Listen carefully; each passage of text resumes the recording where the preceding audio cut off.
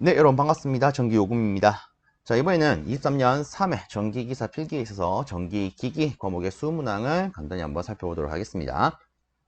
첫 번째 문제입니다. 직류 분권 발전기의 단자 전압을 조정하려면 어떤 것을 조정해야 하는가? 라고 물었습니다. 자, 일단은 이 발전기에 있어서 대표적인 관계식 하나를 한번 떠올려보도록 하겠습니다. 이 발전기를 굴리게 되면은 전기자에서 기전력이 형성이 되어요. 이 친구에 있어서 간략식을 표현하게 되면 K-파이 N입니다. 이렇게 표현할 수 있겠죠. 그렇죠. 그리고 이 기전력이 이제 밖으로 빠져나갔을 때 발전기 각 단자 간에 걸리는 전압이 이 친구가 될 겁니다. 그럼 쉽게 말했을 때 이 기전력 값이 변동이 되면 당연히 단자 전압 값도 변동이 될 것이다. 이렇게 볼 수 있겠죠. 그러면 이 기전력 값을 조정하려면 이 수식관계를 봤을 때 어떤 걸 조정하면 좋을까?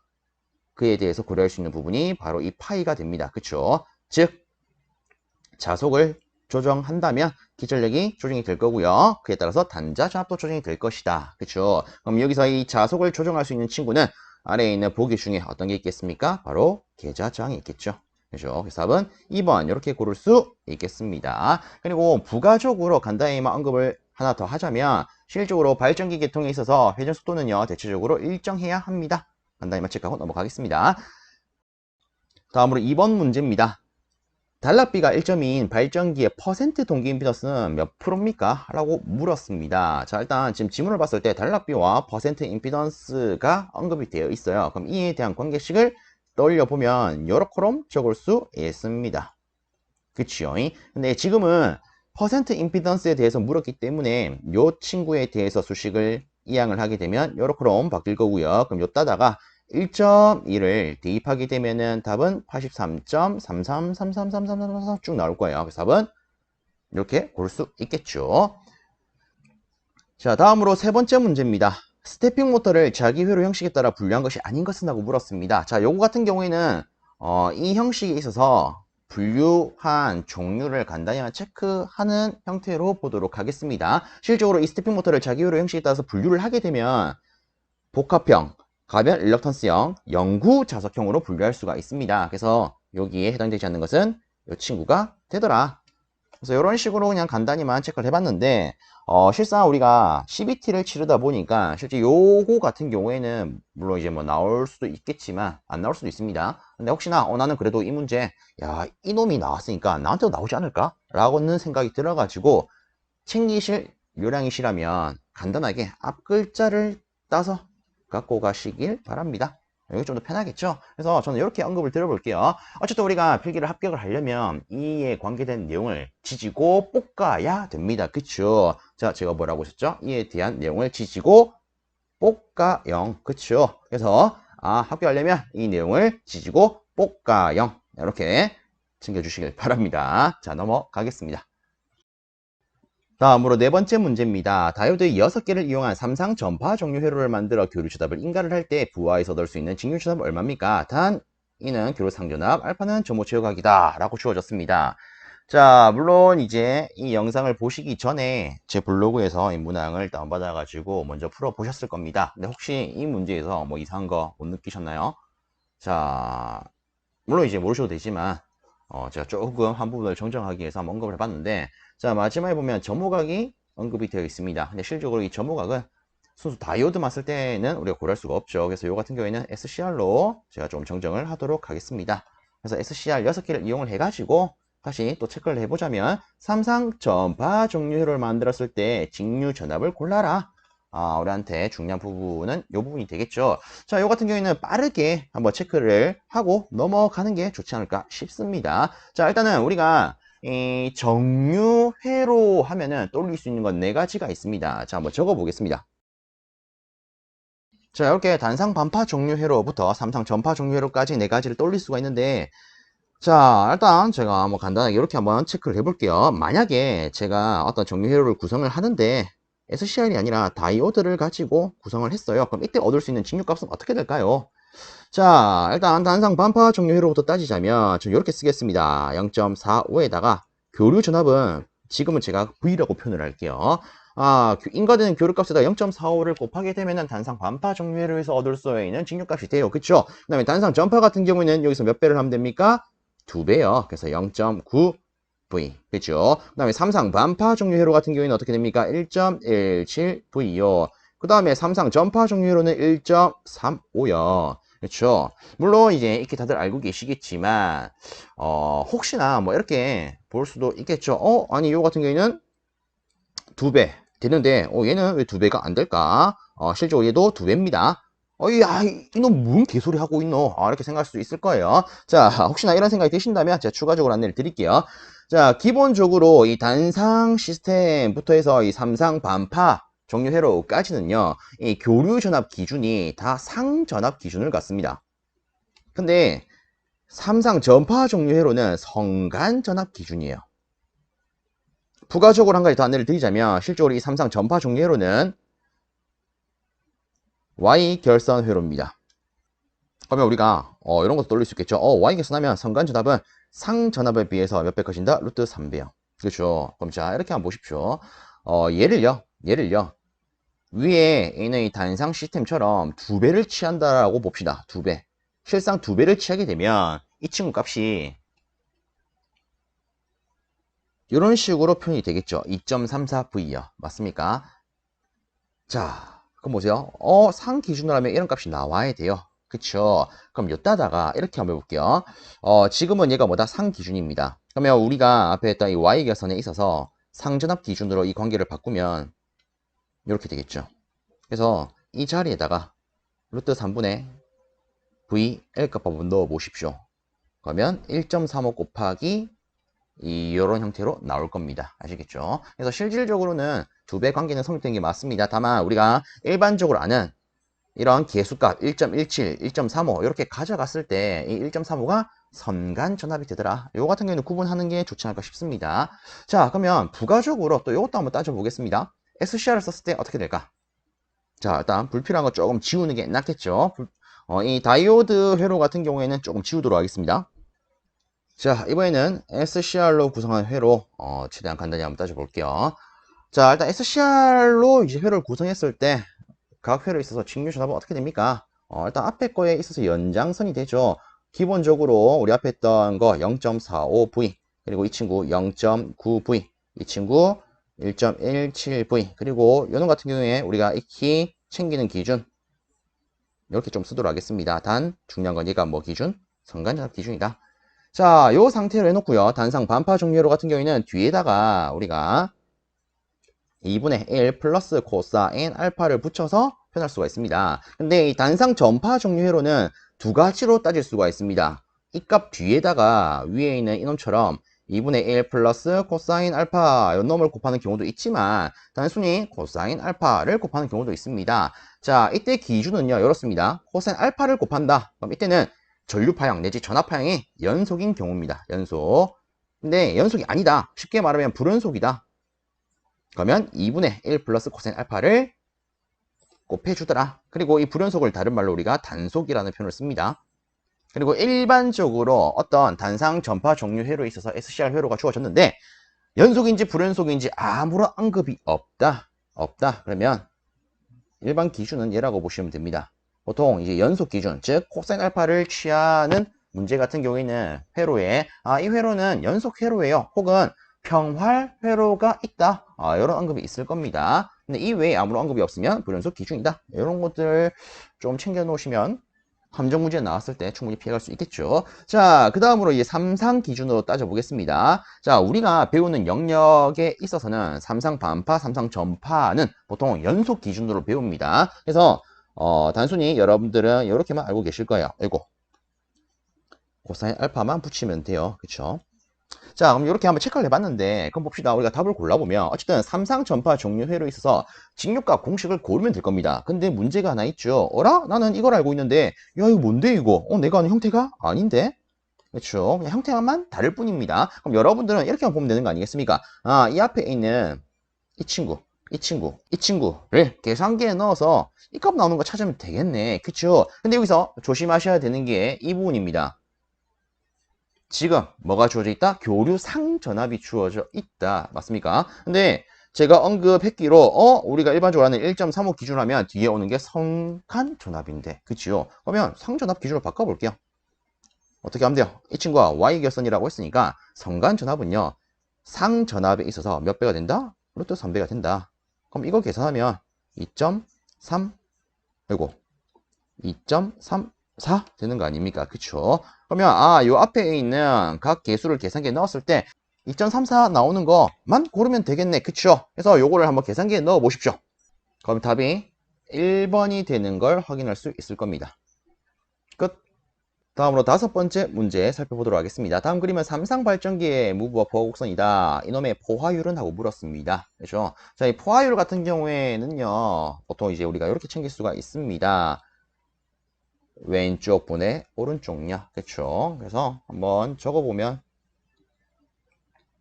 포화율은 저는 보통 그냥 왼쪽 분의 오른쪽이더라. 그러면 이때 이제 왼쪽 길이를 따지면 되겠죠? 0부터 0.8이니까 이렇게 쓸 수가 있을 거고요. 자, 근데 여기서 이제 많은 분들이 은근히 실수를 하시더라고요. 어떤 실수를 하시냐면, 자, 오른쪽 거 쓸 때, 오른쪽 거, 이야, 1.2네. 이렇게 넣으신 분이 계십니다. 물론 이거 계산을 하게 되면 1.5가 나와요. 우와, 그럼 답은 이거겠네. 이러면 시원하게 틀립니다. 자, 중요한 거는, 아이고, 제가 여기까지 다 지워버렸는데, 중요한 거는 요거야, 왼쪽 길이 아닙니까? 그리고 오른쪽 길이, 즉, 여기서부터 오른쪽 길이, 요거를 체크하는 게 중요합니다. 그래서 실상 0.8에서 1.2까지에 대한 길이가 오른쪽 길이기 때문에 얘는 0.4 정도가 되겠죠. 그래서 답은 0.5가 된다. 그래서 1번 되겠습니다. 그래서 이 포화율 같은 경우에는 부가적으로 좀 언급을 하자면 좀 쉽게 접근을 했을 때 자기 포화가 되면 자기 포화를 고려했을 때 실상 내가 원하는 전압값을 얻기 위해서는 계좌 전류가 얼만큼 더 필요하냐, 이에 대한 비율이 이제 포화율이라고 볼 수가 있습니다. 그래서 우리가 이론상 자기 포화가 없다면 이 곡선만 따지면 될 거예요. 그쵸? 그럼 내가 원하는 전압이 이 값이라면 딱 이 값을 얻기 위해서는 계좌 전류가 0.8A 정도만 있으면 됩니다. 근데 자기 포화를 고려한다면 똑같이 이 값을 얻기 위해서는 얼만큼이 더 필요하다? 자기 포화 없을 때 50% 정도가 더 필요하다. 그게 이 비율이 되는 거죠. 그래서 뭐 이런 개념이 있더라. 참고적으로 한번 봐주시고요. 다음 문제 바로 넘어가겠습니다. 다음으로 6번째 문제입니다. 그림은 단상 직권 정제 준동기의 개념도입니다. C를 무엇이라고 하는가? 요거 같은 경우에는 이제 관련도에 몇 번 나왔던 문제죠. 자, 일단 간단히 체크를 하겠습니다. 물론 이제 요 같은 경우에 그림을 딱 보고 얘가 뭔지 암기하는 형태로도 충분히 들고 갈 수 있습니다. 근데 요거는 이렇게 한번 볼게요. 어쨌든 우리가 이 모양만 봤을 때 얘가 무엇을 의미하는지는 충분히 체크할 수 있습니다. 그쵸? 얘가 뭐예요? 전기자요. 그럼 이때 양쪽에 있는 까만 놈은 뭐겠습니까? 양쪽에 있는 브러쉬가 되겠죠. 그죠? 특히나 이 전기자를 우리가 영어로 아마추어라고 합니다. 그래서 A라고 표시를 한 거고요. 그죠? 자, 그 다음에 보시면 코일이 두 개가 있습니다. 실질적으로 이때 이 F라고 하는 것은요, 무슨 의미냐면 마그네틱 필드라는 의미입니다. 즉 계좌라는 의미예요. 우리가 보통 이제 계좌 전류 IF, 계좌장 RF 이런 식으로 쓰지 않습니까? 그쵸? 이때 아래 심자 F가 무엇을 의미한다? 계좌를 의미한다. 그래서 이때 F는 실상 계좌를 의미한다라고 보시면 됩니다. 아시겠죠? 그러면 얘는 뭘까? 얘는 우리가 이렇게 해석을 할 수가 있습니다. 자, 지금 주어진 게 어쨌든 직권에 대한 친구예요. 그쵸? 어쨌든 내부에 직권을 가지고 있는 친구 아니겠습니까? 그럼 우리가 직류 전동기, 일반적인 직류 전동기를 떠올렸을 때, 야, 요놈 같은 경우에는 전기자 반작용 이런 것도 고려를 해야 될 거예요. 그쵸? 그러면 이런 전기자 반작용을 잡을 수 있는 장치가 또 필요하겠네요. 그러면 이런 전기자 반작용을 잡는 가장 중요한 친구를 떠올려보자. 그 누가 있습니까? 보상권선이 있겠죠. 그죠? 그래서 실상 이 친구는 이제 보상권선이 됩니다. 그래서 답은 2번 되더라. 물론 좀 더 정확하게 단상 직권 정렬 전동기 같은 경우에는 일반적인 직류 전동기처럼 제가 언급했던 것처럼 전기자 반작용을 대비하기 위해서 이 보상권선을 설치하기도 합니다. 근데 그 외적으로 뭐 역률 개선 용도로도 설치를 합니다. 뭐 추가적으로 한번 봐주시고요. 자, 어쨌든 이렇게 한번 답을 간단히 골라봤습니다. 그래서 앞으로 이런 그림 나오면 그냥 간단하게 직류기 떠올리셔가지고 A, 자, 요거 한번 더 체크를 할게요. 우리가 전기자 전류하면 IA, 전기자 정하면 RA, 이런 식으로 I첨자 A로 표현하죠. 이때 A가 전기자를 의미하더라. 그리고 이 F는 계좌를 의미를 하더라. 솔직히 이것만 딱 가지고 봤을 때 어쨌든 얘도 코일이 하나 있네. 그러면 우리가 배우는 내용 하에서 직류기 같은 경우에는 전기자 반작용을 고려해서 이에 대한 대책이 필요해. 그럼 이때 가장 크게 효력을 발휘하는 것은 보상고선이 있겠구나. 그래서 이놈이 필요하겠네. 자, 그리고 추가적으로 한 가지 더 하면 벌써 이 부분까지는 여러분들이 공부하시면서 다루는지는 잘 모르겠는데, 이 보상권선은 직류기에 있어서 어떻게 설치가 될까요? 실질적으로 이 보상권선은요, 전기자와 계자와 직렬로 연결이 됩니다. 직렬.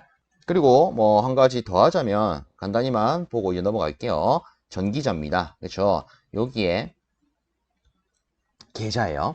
그리고 보상권선은 실제로 이 계좌면에 이렇게 설치가 됩니다. 그리고 요런 내용도 한번 좀 들어보셨을 거예요. 전기자 반작용을 방지하기 위한 보상권선의 전류 방향은 어떻게 됩니까? 전기자와 전류 방향이 반대가 되어야 합니다. 그럼 이건 왜 반대가 될까요? 간단하게 보면 이런 겁니다. 물론 요 앞에는 이 정류자와 브러쉬가 있을 거예요. 우리가 전기적으로 뭐 연결을 이렇게 한다라고 보겠습니다. 전기자 권선에서 전선이 나와서 이렇게 보상 권선으로, 자 일단 제가 어떻게 연결된다 했었죠? 실제로 얘들이 싹 다 직렬로 접속이 된다고요. 그럼 이렇게 직렬로 접속하게 되면은 전기자에서 예를 들어 전류가 이렇게 나옵니다. 그러면 직렬로 접속된 거기니까 얘가 그대로 이렇게 쭉 흘러나와서 이렇게 흐르겠죠. 우리가 위에서 바라본다라고 치면은 이렇게 될 겁니다. 이게 전기자고 계자고 여기에 있는 게 보상 권선입니다. 그럼 여기서 전기적으로는 어쨌든 이렇게 접속이 된 거 아니겠습니까?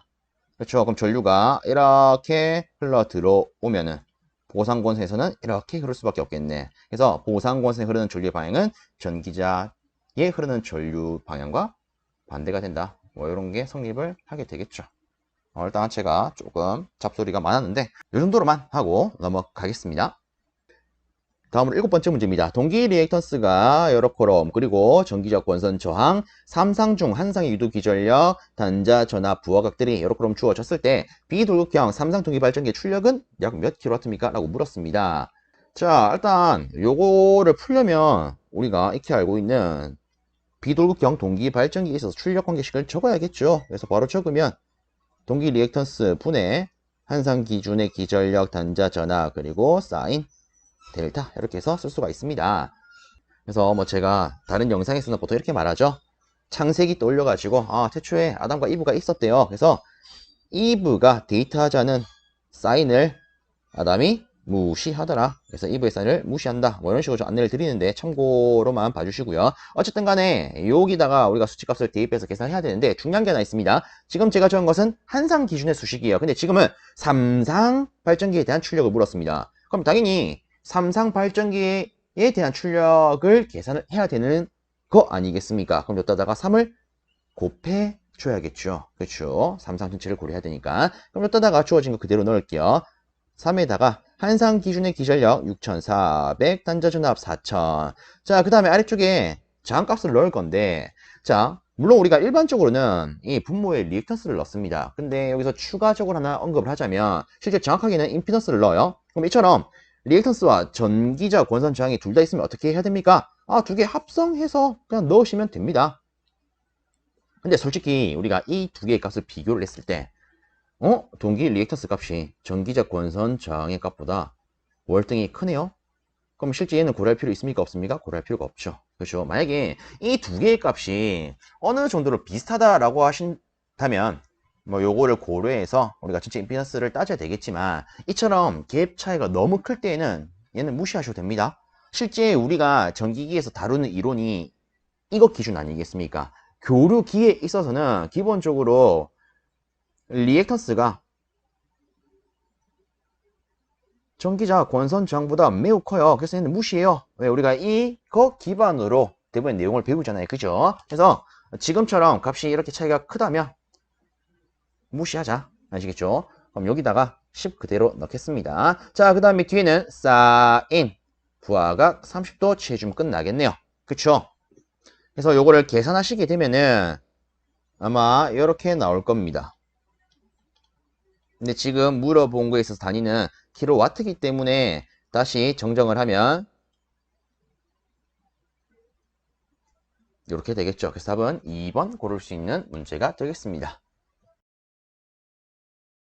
다음으로 8번째 문제입니다. 병렬 운전하는 두 대의 직류 분권 발전기가 있답니다. 각각의 발전기의 전기자 저항은 이렇게, 계자 저항은 이렇게 주어져 있고 기전력은 이렇게 되어 있고 단자 전압은 이렇게 되어 있대요. 이때 전체 공급 전력은? 하고 물었습니다. 자, 그럼 요거 이렇게 한번 접근을 해보도록 하겠습니다. 일단 간단히 그림으로서 좀 체크를 하자면 예를 들어 A 발전기가 있고 B 발전기가 있대요. 어쨌든 요 형태를 고려하면 이놈들이 병렬로 해가지고 부하의 전력을 공급하고 있다. 이때 전체 공급 전력 이렇게 쓰겠습니다. 얘가 얼마냐? 이거 지금 물은 거 아니겠습니까? 그죠? 그러면 뭐 부가적으로 이것도 한번 언급해 볼게요. 얘들이 어쨌든 병렬 운전을 하고 있습니다.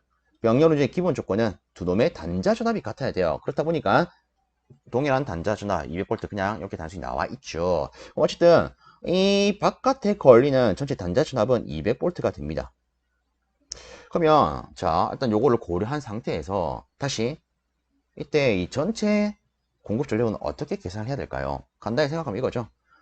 이 A 발전기에서 공급하는 전력을 PA, B 발전기에서 공급하는 전력을 PB라고 한다면 이 두 개 더하면 이거 아니겠습니까? 그렇죠? 그래서 얘는 각 발전기의 전력을 더하면 되더라. 그러면 이놈들은 또 어떻게 구할 건데, 자 그럼 여기서 이거 한번 따져보겠습니다. 출력 기준. 복습 차원에서 한번 보자면 출력 기준은 우리가 발전기 기준과 전동기 기준으로 볼 수가 있습니다. 자, 발전기 기준에서의 출력은요. VI 이렇게 쓸 수가 있고요. 전동기 기준에서 출력은요. 실상 이 전동기의 출력은 전기자가 만들어내기 때문에 전기자에 있는 기전력 그리고 전기자 전류의 이렇게 표현할 수가 있죠. 그래서 직류기에 있어서 발전기냐 전동기냐 기준으로 굳이 구분을 했을 때 출력식은 이렇게 조금 구분할 수 있습니다. 참고해 놓으시면 또 되실 거예요.